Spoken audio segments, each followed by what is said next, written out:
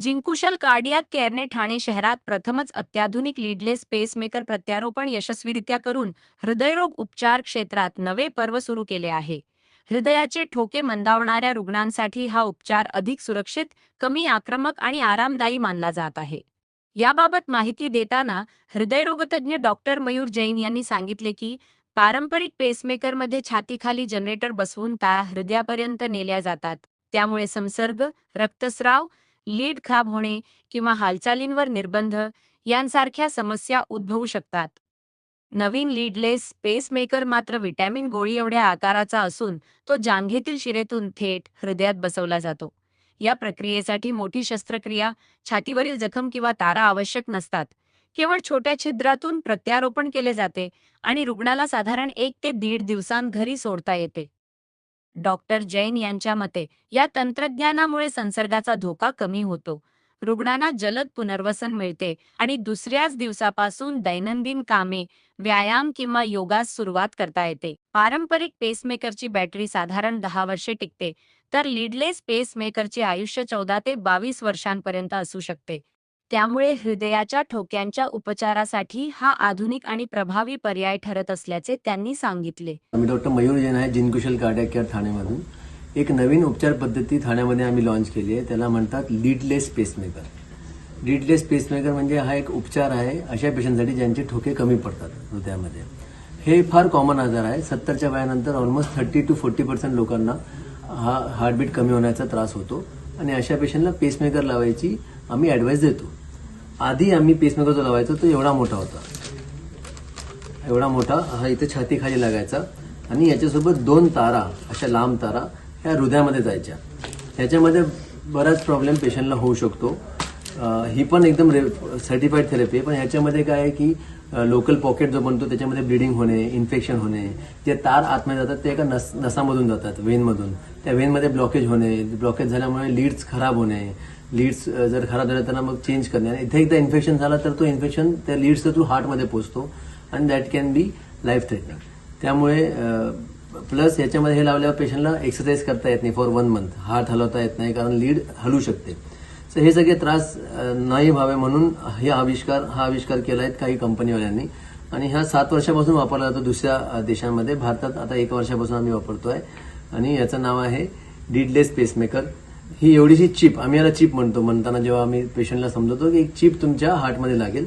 ह्याच्यामध्ये हे टायटॅनियमने बनलेलं आहे. याच्यामध्ये एक स्क्रू आहे. हा स्क्रू, छोटा स्क्रू दिसत असेल, याला आम्ही हार्टच्या मसलमध्ये स्क्रू करतो एका डिव्हाइसच्या मदतीने. ते डिव्हाइस एक ट्यूब असते, जांघेतून एका वेनमधून, फिमोरल वेनमधून ती हार्टपर्यंत जाते आणि हार्टपर्यंत एकदा प्रॉपर जागेवर पोहोचली की आम्ही त्याच्यावर स्क्रू असतात, त्याच्यावर मोठे मोठे डिव्हाइस, 3-4 डिव्हाइस असतात, त्याच्यावर स्क्रू असतात. ते आम्ही त्याला फिरवलं की तोच वळण इथे जातो आणि ह्याला तो मग हार्टमध्ये गुंतवतो.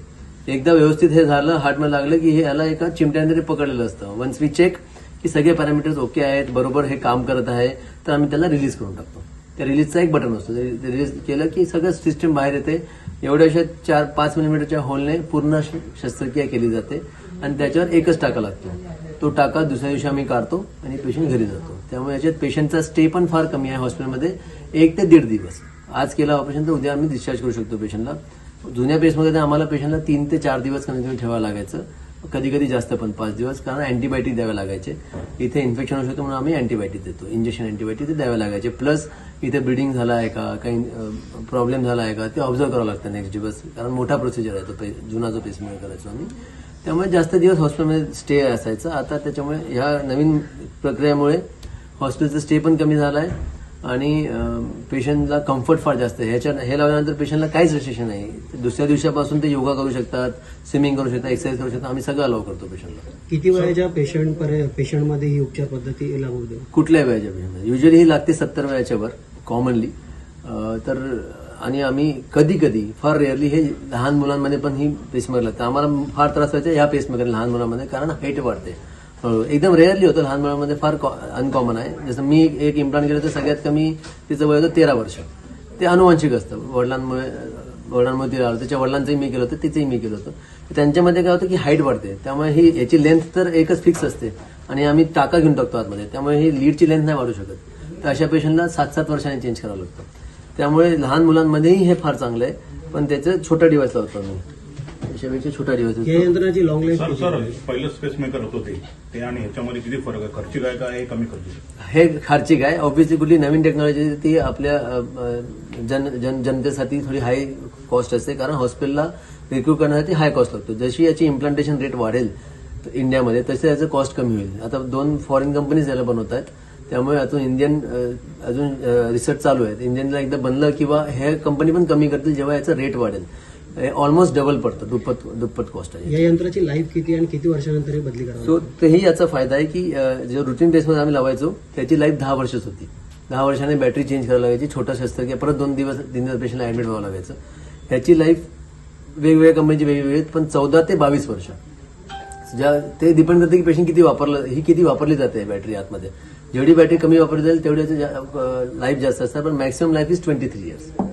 मागच्या काही वर्षापूर्वी त्यांनी इकडे एक कॅम्प ऑर्गनाईज केला होता आणि त्यावेळेला त्यांनी इमर्जन्सीमध्ये हार्टचा प्रॉब्लेम झाला तर त्याच्यावरती कसा करून त्या माणसाला रिवाईव्ह करायचं शिकवलं होतं. That time at the communication with and I was proud that he is doing very good job. I was impressed. तो अभी जब भी मेरे को प्रॉब्लम आ गया हार्ट का, हार्ट बीट्स कम हो गया, तो हम बोला अभी क्या करने का करें. डॉक्टर जैन साहब को हमने रिक्वेस्ट किया इसके बारे में पूछो, तो उसने हॉल्टर टेस्ट करने को बोला. हॉल्टर टेस्ट बोलो तो एक मैकेनिज्म ला के इधर लगाते हैं और 3 रात उसको स्टडी करके हम लोग को एक रिपोर्ट देते हैं. वो रिपोर्ट में ऐसा मालूम होगा कि मेरा हार्ट बीट का बहुत टाइम 35 तक नीचे आता है, वैसा ही रहता है. तो हमने एडवाइस मांगा डॉक्टर जैन से, तो उन्होंने बोला कि आपको पेसमेकर लगाना पड़ेगा. पेसमेकर जैसे आपने बताया अभी जो बड़ा पेसमेकर वो इधर लगाने का होता है. मेरे को भी थोड़ा लंग का प्रॉब्लम है तो हमको एक्सरसाइज करना पड़ता है, तो एक्सरसाइज करने के लिए वो पेसमेकर नहीं चलने वाला था. तो हम लोग suggested that we should go for a pacemaker which he showed it to us.